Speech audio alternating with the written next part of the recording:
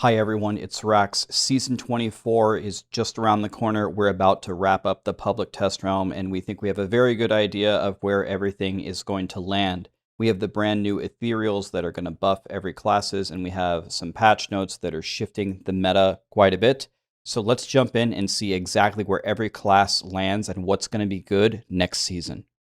Some real quick information about this video. Everything in this video is my opinion, and a lot of the people on my stream today helped me out, so thank you to them as well. You're encouraged to have your own. If you disagree with something, go ahead. Let me know down in the comments.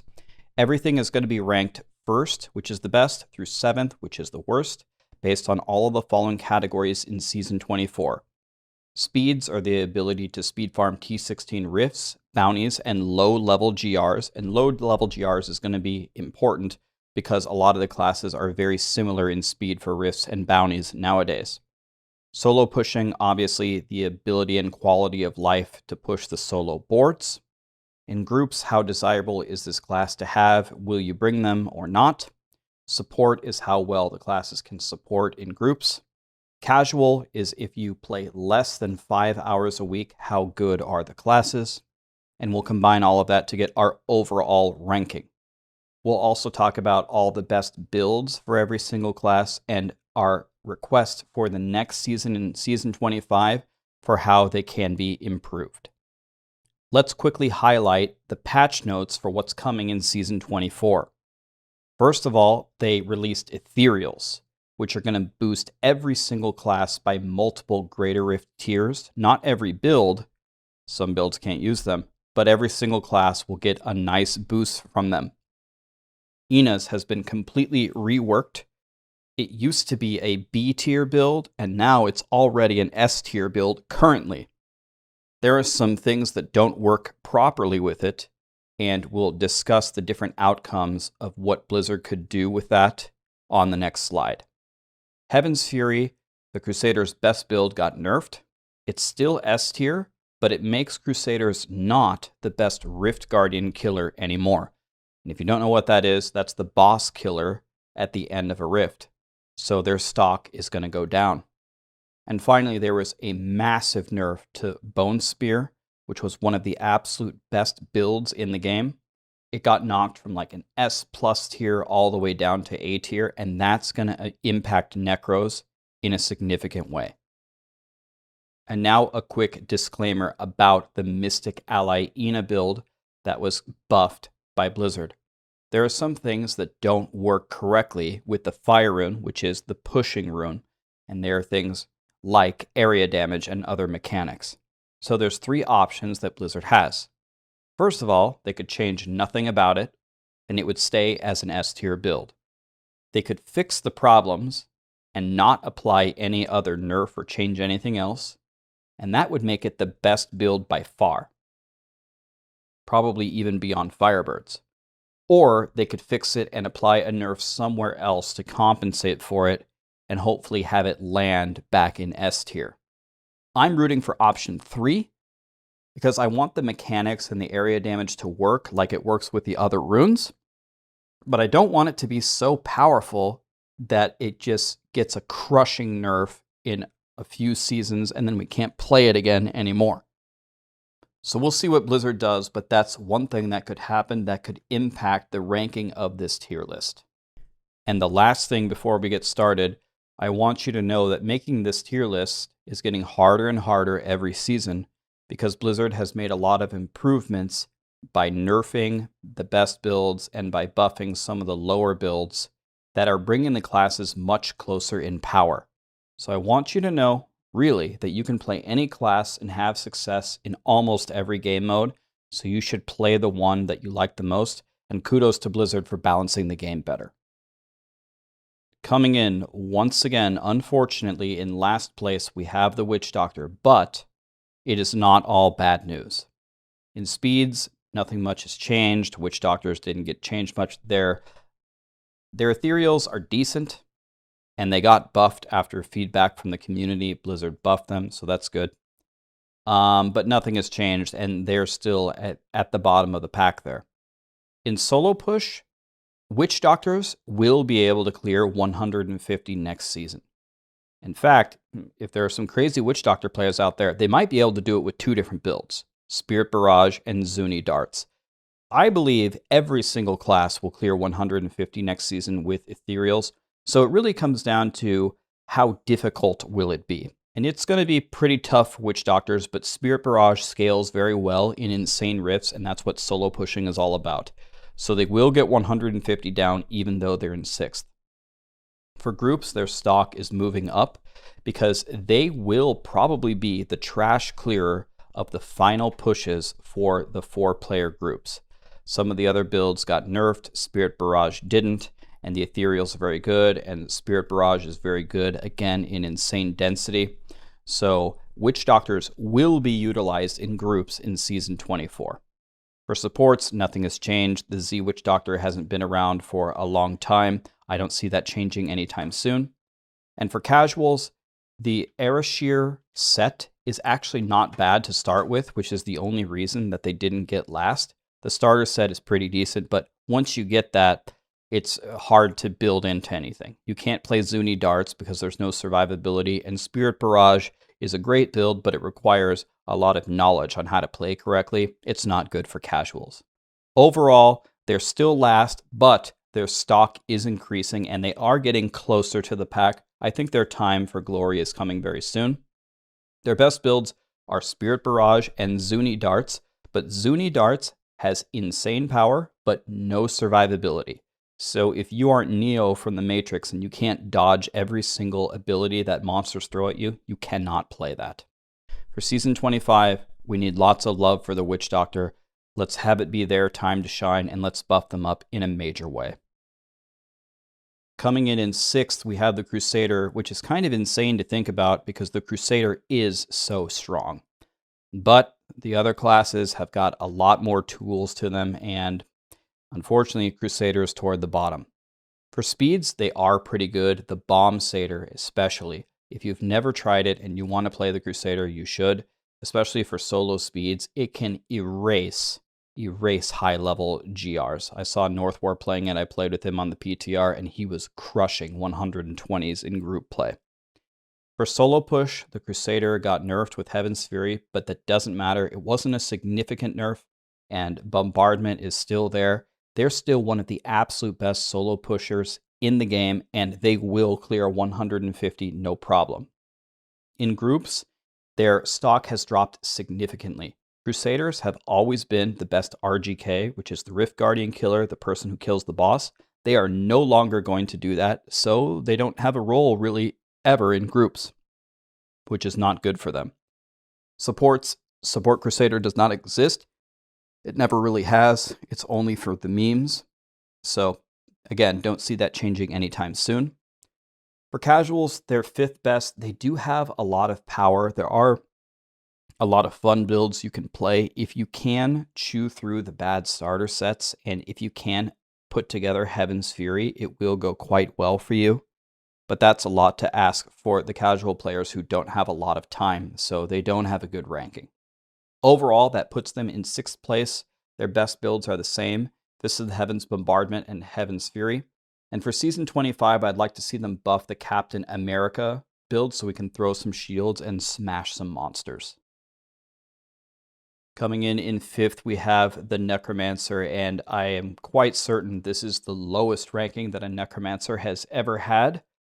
But when you nerf their best build by a significant amount, and now that there are some group metas that are approaching rats and maybe one day might even overthrow them, their stock is going down.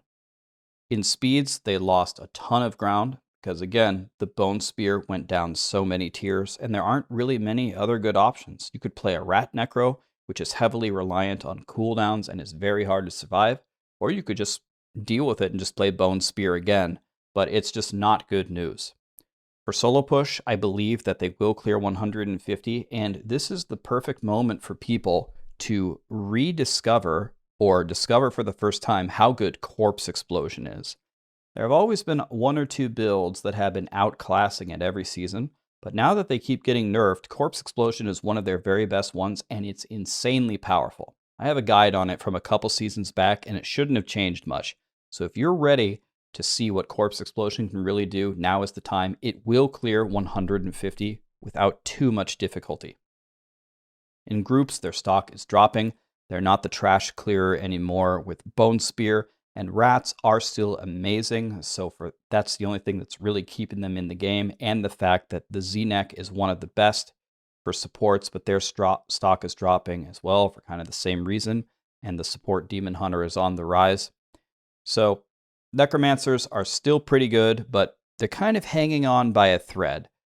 They're not going to be the trash clearer. The Spirit Barrage is probably going to beat them over Poison Scythe. They're not an RGK, and Rats maybe finally one of these days might be dethroned. For casuals, Necromancer is a terrible choice. Their starter set couldn't possibly be worse. It's Tragouls. It's like the worst in the entire game, and it's going to be so hard to farm with that. And after you get that, what are you going to build into? You could build into Bone Spear. I guess that would be your best option, but it just got a crucifying nerf. It is still a good build, but the time to play Bone Spear was the previous seasons. So casuals for Necromancers is a terrible choice. Overall, that drops them 3 spots to 5th. Their best builds are Scythe, LOD Mages, which is the Rat build, Corpse Explosion, and the Z-Neck. And for Season 25, it's going to be one season too late because we get Tragouls in Season 24, but we need to buff that set because that set is absolutely terrible. Now we are getting into the top 4 classes, and all 4 of these classes are absolute powerhouses. So any of these 4 that you pick, you will have tremendous success in any game mode. In 4th, we're going to have to put the Monk. So for speeds, they're going to stay the same. We had a big debate about this on my stream. We were making the tier list about could the Monk beat the Demon Hunter. I built them both and tried it, and the Demon Hunter was significantly better. So Monk is going to stay 2. That's still an incredible ranking, and they got the brand new Ina's Monk, which is amazing. I'll have a guide on that coming out very shortly. It's just not enough to beat the God DH. The God DH is definitely better, as was demonstrated today in the testing. For solo push, they're moving up. The Ina's build is really good right now, and if Blizzard fixes area damage and some of the problems with the Fire ally, it could even be better than 3rd. But the Crusaders and the Wizards are too strong, so that's probably where they end up. Surprisingly, with all the great news about monks are probably the worst in groups. There's no reason to bring one. You don't bring a support monk anymore because the trash clearers and everybody can survive without them. They used to heal and shield. Well, that's not needed anymore. And their damage is quite good, but it's not as good as really any of the other options. It's not as good as a Firebird Wizard. It's not as good as a Bomb DH. It's not as good as a God DH. It's not as good as practically anything. So you ask yourself, why would you bring a monk to a group? There's not a good reason. Z-Monks are still probably the 4th best support. They can provide the most shielding and life still, but that's really not it. That's not the meta in Diablo 3 anymore. So until that's needed again, they're not going to be brought in that role. For casuals, they're quite good. Monk probably has the best starter set. They have Yuliana's. Yuliana's is not only very good, it's very fun. You blow up the whole screen with your 7-sided strikes and your exploding palms. You can definitely use that, and just, if you want to, you can play it all season, or you can build into the new Ina's pretty easily and dominate with that. Monk is a good choice for casuals in Season 24. Overall, that puts them in 4th place. They're moving up. Monk is extremely good. And in Season 24, their best builds are Tempest Rush, Ina's, and the support Monk. In Season 25, I'm going to ask for this every single season until it's fixed. Please fix Shenlongs. Coming in at number 3, we have the Wizard, and the Firebird Mirror Image Wizard has got to pound for pound be the strongest build in the game. It just destroys. It's a little bit slow in speeds, which is why they're in 4th place. There are some other builds you can do. I learned today in talking with my chat, a lot of people are very big believers in the Hydra build for speeds. So mirror images and Firebirds can't carry Wizards all the time, but it can carry them in a lot of game modes, like solo pushing, where Wizards will easily beat everybody. Wizards will easily clear 150. It's already been done on the public test realm at 150 at 3000 Paragon, which is a very, very, very low 150 clear. So if there's no secret nerf released to Firebirds before the season goes live, which no one is expecting, they are going to easily beat everyone out. In groups, they're very desired because Firebirds is so good. You can use Firebirds in speeds, and it can just barbecue all the elites when you arrive to them. And also, the Wizard is going to be the best Rift Guardian killer. They can kill a 150 Guardian with Reverse Archon in one rotation. One rotation, and some people were even saying you could do it without a power pylon. So they can vaporize a boss like we've never seen before.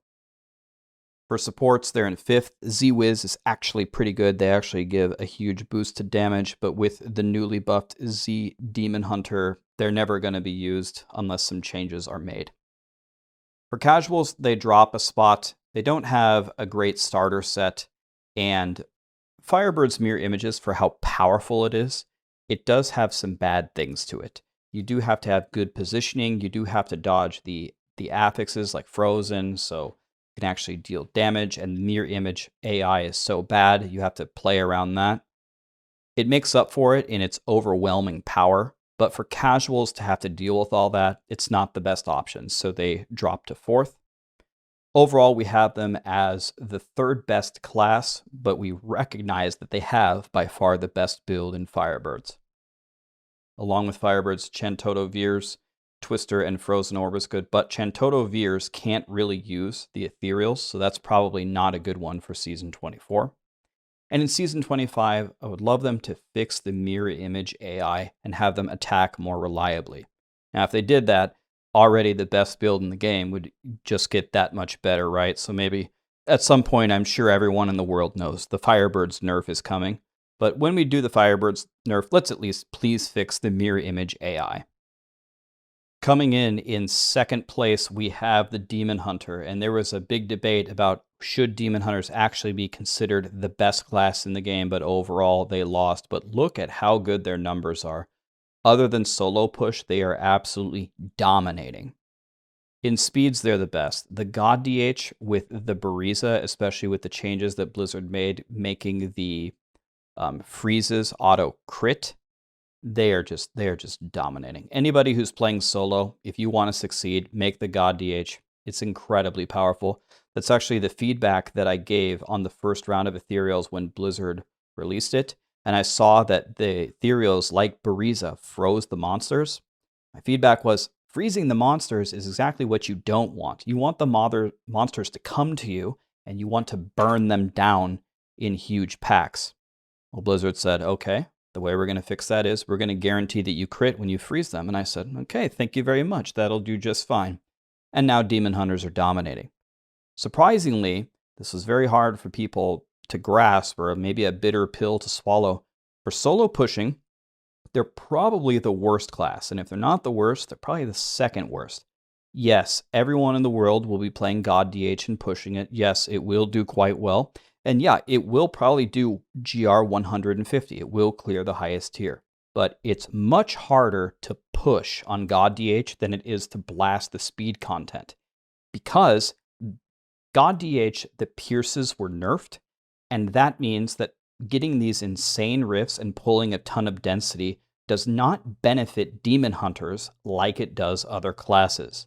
When you're solo pushing, you're fishing for a miracle rift, and in those miracle rifts, the other classes will make better use of them than a Demon Hunter ever could.